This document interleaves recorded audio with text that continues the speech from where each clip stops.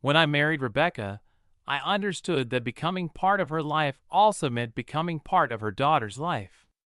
Emily was 16 at the time, fiercely independent, protective of her mother, and still carrying the emotional weight of her parents' divorce. I never expected her to call me dad, nor did I want to replace the father she already had. My goal was much simpler. I wanted to earn her trust, support her whenever she needed me, and build a relationship based on patience rather than expectations.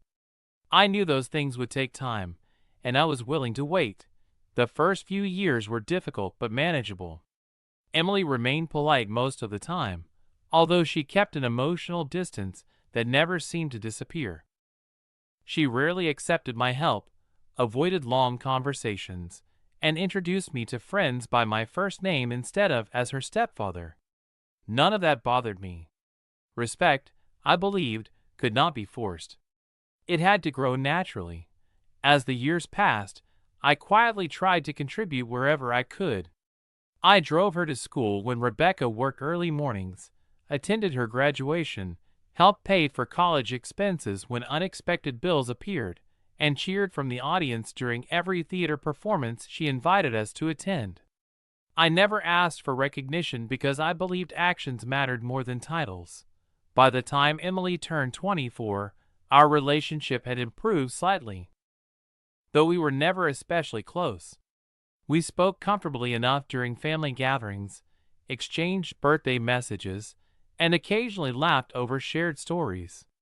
I thought we had finally reached a place of mutual respect. Then came Rebecca's father's 70th birthday celebration. Nearly 30 relatives gathered at a lakeside restaurant, filling the private dining room with conversation and laughter. It was one of those family events where everyone seemed determined to tell old stories and relive embarrassing childhood memories. Halfway through dinner, someone suggested that each person share a favorite family memory. The stories were heartfelt and funny until the attention reached Emily. She smiled before raising her glass. "I've got one." Everyone turned toward her. "I remember when Mom remarried." Several relatives laughed knowingly. Emily continued, "It was strange having someone suddenly trying to act like part of the family." I felt a slight tightening in my chest. She looked directly at me. "No offense, Mark, but it always felt like having an extremely polite guest who forgot to leave." A few nervous laughs echoed around the room. She wasn't finished. I guess that's what happens when someone mistakes marrying a woman for becoming everyone's father. The room fell silent. I managed a small smile even though my face felt warm with embarrassment. Rebecca quickly changed the subject, encouraging someone else to tell a story, and conversation slowly resumed. But the words stayed with me. Later that evening, after everyone had left the restaurant, Rebecca and I drove home in complete silence. Finally, I spoke. "What Emily said really hurt." Rebecca kept her eyes on the road. "I know. I wasn't asking to replace anyone. I know. I've spent 8 years trying to be there for her." Before I could continue, Rebecca interrupted. "You're not her father." I looked at her. "I never said I was." "Then don't demand respect." The words hit harder than Emily's joke. "I wasn't demanding anything." Rebecca sighed. "She's an adult. She can decide how she feels." I turned toward the window and watched the passing streetlights. For the first time since our marriage, I wondered whether all those years of quiet effort had mattered to anyone. The following morning I left early for a long walk, not because I was angry, because I needed space to think. I realized something important during those hours alone. Respect isn't the same as authority.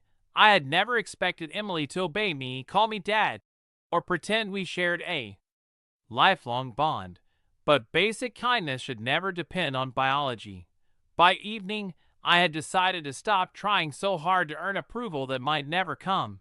Over the next several weeks, I remained courteous but stepped back. I stopped volunteering to solve everyone's problems. I no longer rearranged my schedule whenever Emily needed help moving apartments or fixing something around the house. If she asked politely, I helped. If she didn't, I let her handle things herself. Nothing dramatic, just healthier boundaries.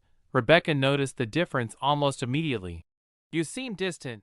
I think I'm just respecting everyone's roles. She looked at me thoughtfully but said nothing. Several months later, Emily called unexpectedly. Her car had broken down 2 hours from home late in the evening. Without hesitation, I drove to pick her up. The ride back was unusually quiet. Finally, she spoke. You came really fast. You needed help. I wasn't sure you would. I smiled. Why wouldn't I? She stared out the window. After what happened, I shrugged gently. Helping someone isn't the same thing as agreeing with everything they've said. Another long silence followed. Then, almost in a whisper, she asked, Did I really embarrass you that much? I answered honestly, Yes. She nodded slowly. I thought everyone would laugh. They did. I didn't realize you would. Take it personally. I couldn't help smiling. It was personal. She laughed softly before becoming serious again. I'm sorry. The apology wasn't dramatic. It wasn't accompanied by tears or emotional speeches. It was quiet, sincere, and long overdue. When we arrived at her apartment, she turned toward me before getting out of the truck. I've spent years making sure everyone remembered you're not my father. I remained silent. But somewhere along the way, she said carefully, I forgot that you've always acted like family anyway. Those words stayed with me far longer than the insult had.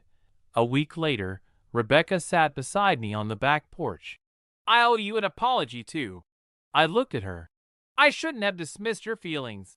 She reached for my hand. I confused parenthood with respect. I smiled. They're different things. They are.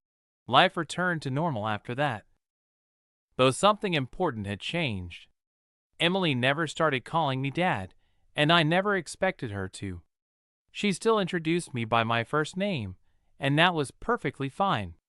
But she also began inviting me to family lunches, asking for my advice occasionally, and thanking me whenever I helped. The distance that had once defined our relationship slowly gave way to something quieter and more meaningful. Looking back, I realized families are rarely held together by titles alone. They are built through patience, forgiveness, and the willingness to keep showing kindness even when it goes unnoticed. Being a father is one role in a family, but being someone who consistently cares, protects, and stands beside others is something much broader.